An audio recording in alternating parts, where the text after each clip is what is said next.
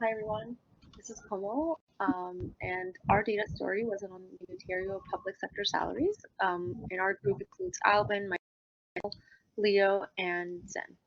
Next slide, please. So we actually presented our data story in the format of a Notion article, and as you can see, this is like the article title. And in this data story, we cover topics such we challenge Ontarians' assumptions around public sector salary data. We talk trends and patterns in this salary data over the past 20 years. And we also talk about the gender representation between men and women in the top paid positions. Next slide, please. So for our target audience for this data story, so the primary target audience that we had in mind were Ontario taxpayers, specifically in their 20s and 30s.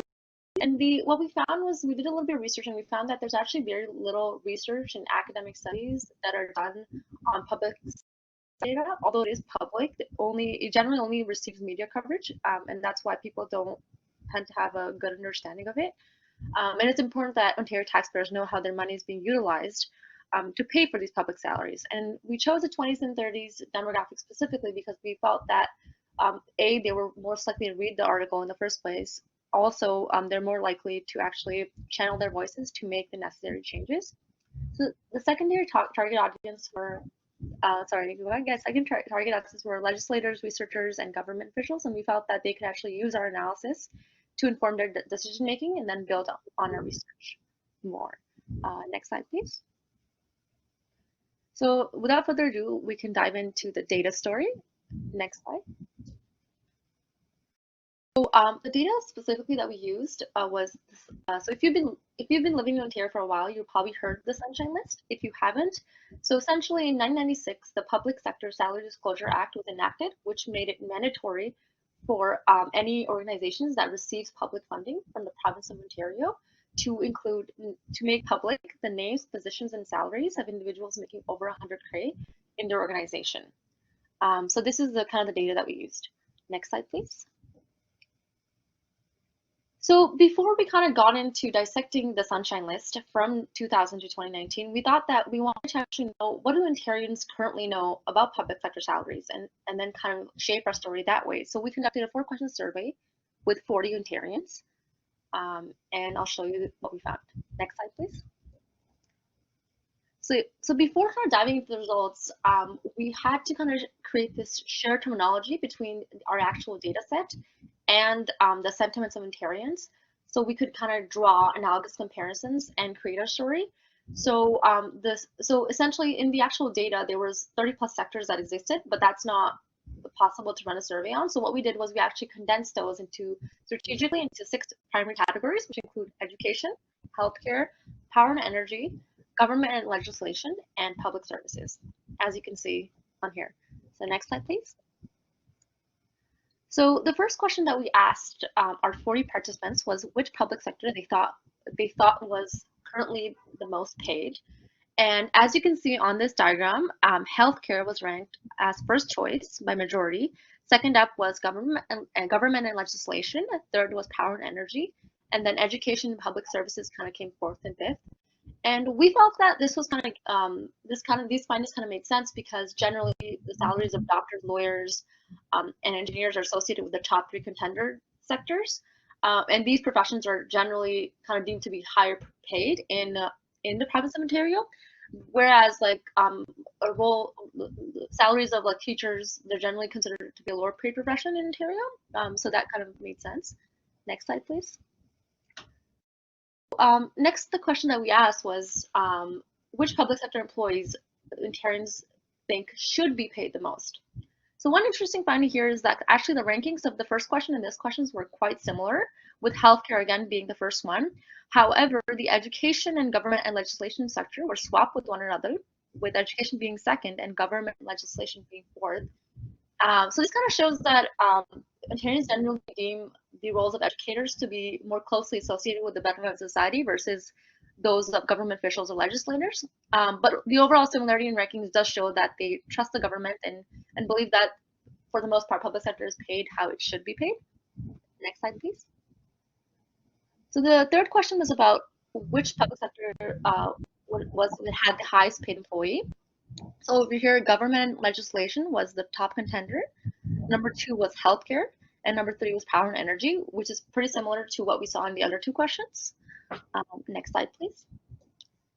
And the last but not least question was to our 40 participants was which public sector they thought had the most rapid increase in pay over the past 20 years. So the top contender here was power and energy sector, followed by the government and legislation sector. And the number three was education sector. And again, these are similar to the findings that we saw in other questions as well. So now we'll kind of compare this to the actual data and try to challenge Ontarion's assumptions and find out if they were right or not. I'm going to pass it on to Leo. Next slide, please. Thank you, Kamal. Now we'll go through a little bit of what we found. But before finding anything, as my dear colleagues know, we have to dive into the data and do all sorts of magic to get these numbers to talk. So when we downloaded the 20 years of data from the Sunshine List, we had a lot of data. Yeah, like 3.5 million rows of data. Each had 8 parameters such as sector names, individuals' names, and salary, etc. And the number of sectors was over 100. After correcting typos and inconsistencies, we still had over 30 sectors, which we then divided into 6 categories, like the ones that Kamal showed you before. So finally, we could start getting answers to our questions. So the first question we had was which sector Ontarians thought received the highest salaries? Did they get it right? Let's see. Well, I guess not. As you can see on the left side, healthcare was ranked number 1 by Ontarians, but on the right, you see it was actually dead last. Whereas the power and energy sector, which Ontarians ranked at 3rd, was first by almost $20,000. We're going to dive deeper into these numbers later on with Kathy and Alvin, but now brace yourselves to watch a breathtaking race. So this is a race for the highest salaries in the province. Let's see what happens.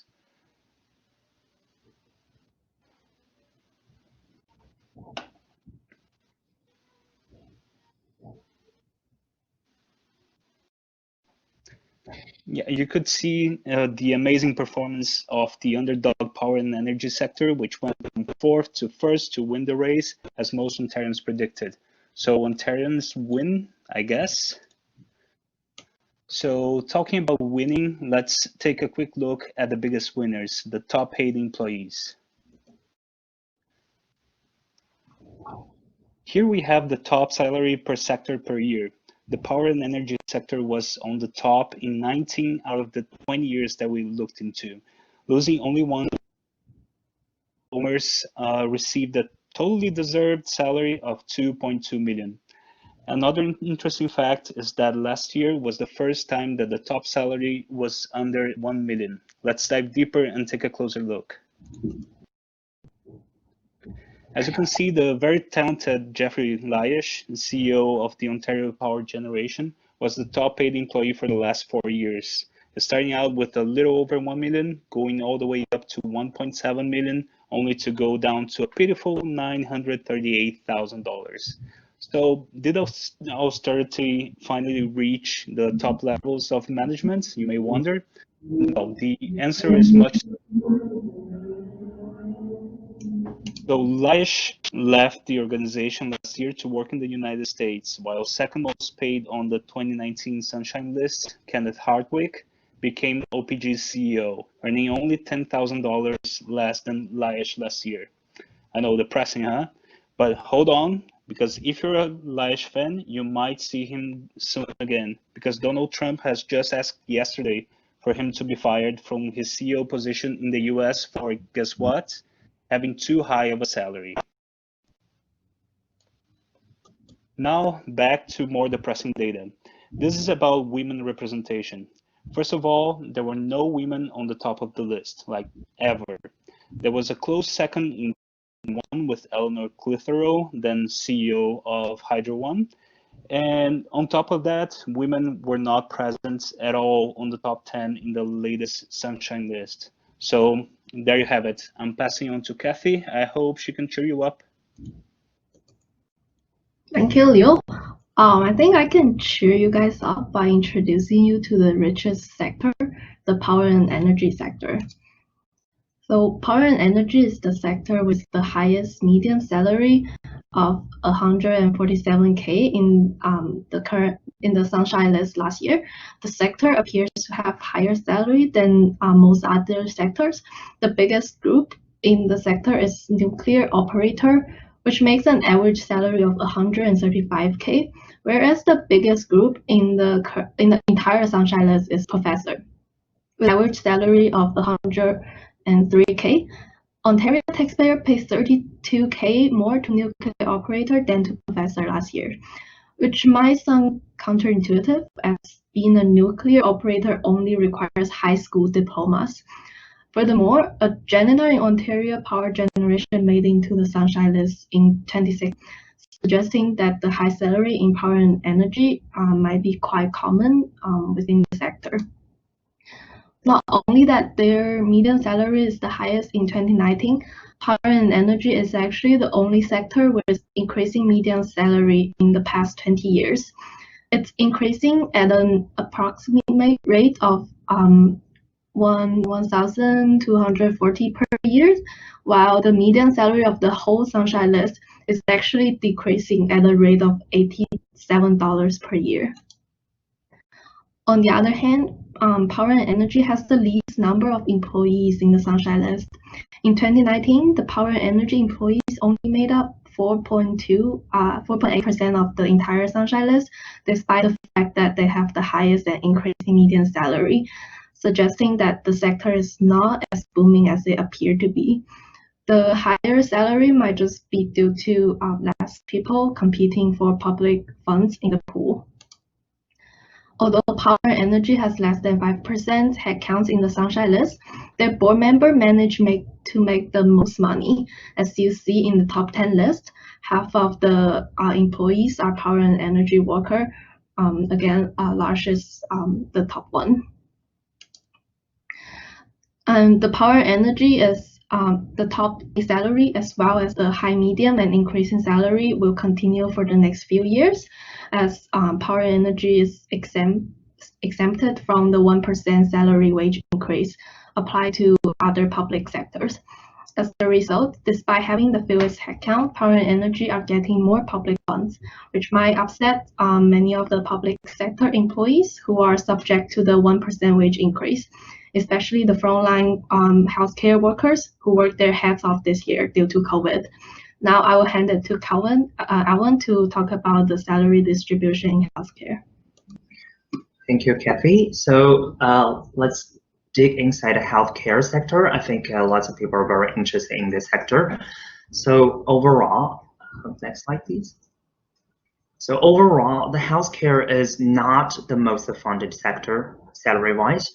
We can see from this diagram that not so many people from this sector made it to the Sunshine List, especially like when you compare to the first one, education, the last one, the provincial public servers.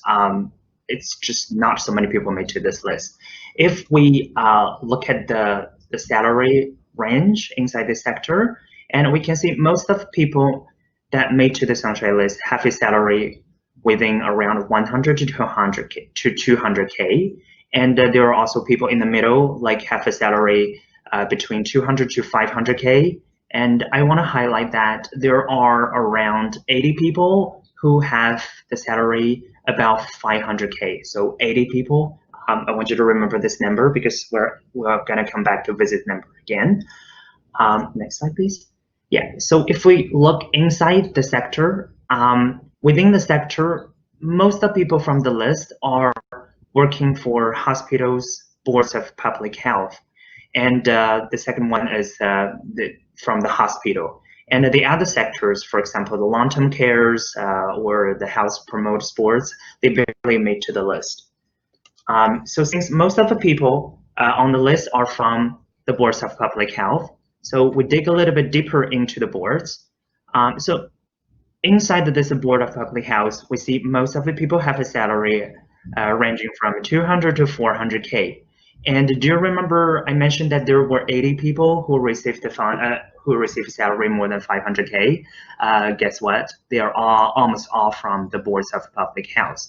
and their job titles are all like ministers, CEOs, directors, or managers. So who is this, next slide please. So who is this hospital and boards of public health? So in short, there are a bunch of administrators, ministers, directors, CEOs. They are the governing body and a policymaker of public health units. So no surprise, this sector is so well paid. However, when they're getting their over 500K paycheck, the frontline health workers, those doctors and nurses who works in the hospital, they are facing this 1% pay increase cap controversial. Because several weeks ago, there's an article talking about how upset those nurses and doctors in the hospital they are because they've been working so hard and are risking their lives for the COVID-19, and they were expecting they can get some a good pay raise this year, but guess what? There's a 1% pay increase cap. So in conclusion, what do we learn from this sunshine list? First, we found individuals at the CEO, executive, and those management level made the most of the money. And the second, the salary of power and energy sectors are significantly inflated because of they don't have so many people working in that sector, and also there's a loophole in the pay caps. And third is healthcare actually has one of the lowest medium salaries and a huge variance in employee pay. And also in this sector, most of the pay money goes to the board, to the management level. The last is women are underrepresented in the top paid positions. This trend actually got worse during the last 20 years. So now let's give it back to Kathy to talk about analysis and key decisions. Okay, thanks, Alan. So now let's look at our analysis and decision-making process. Our analysis goes through the following process. We first conduct an early exploration to get an overall picture of the payroll data. Based on the key finding from the early exploration, we decide on our primary audience to be the Ontario taxpayers, which is a broad range of people who might not have a good understanding of the public sector. So in the data pre-processing stage, we merge some data to simplify the story and make the data set more interpretable to the audience. Since the data set we use are very public-oriented and mean to create transparency, it was natural for us to get the public involved in the conversation. So we decide on our story path to be contrasting the data set with the taxpayers' expectation. And then we dive deeper to explain what sectors result in the contrast. In order to create the contrasting storyline, we need to know how public understand the payroll.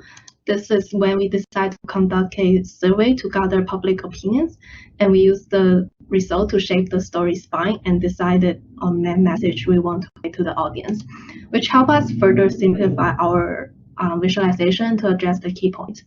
Finally, we arrive on the conclusion we want our audience to take away. Next, I will specifically talk about the analysis we made in the survey stage and the visualization stage, as these are the two the most involve the most decision making. In the survey stage, originally we had 7 questions to ask in the survey, but later we decided to cut the question down to 4 that could best test the public knowledge of the payroll structure. For instance, we removed the question 6 that asks about the taxable benefit because we thought that the public might not understand what taxable benefit is. And therefore, taxable benefit as a data field is excluded from the scope of our story, as salary, we think salary alone is already sufficient to represent the idea of public resource allocation. The minimum number of questions also allow us to gather enough public response in a short amount of time, which ultimately shape our story spine and allow us to create the contrasting storyline. In the key finding and visualization stage, we simplify our visualization to better convey convey the main message. One example is that we originally have the mean and median both present in the story, as we thought these are both important figures to represent the central tendency of the public salary. But later we decided to keep the median only. The reason is that median can better represent the salary level of majority of the public workers. And the mean is actually heavily skewed by the top salary in some sectors, such as the healthcare sector with the large variance. Furthermore, we flip all bar chart from vertical to horizontal as we think it's more legible according to the Z reading pattern from left to right in the book Storytelling with Data Chapter 2. And that ends the presentation.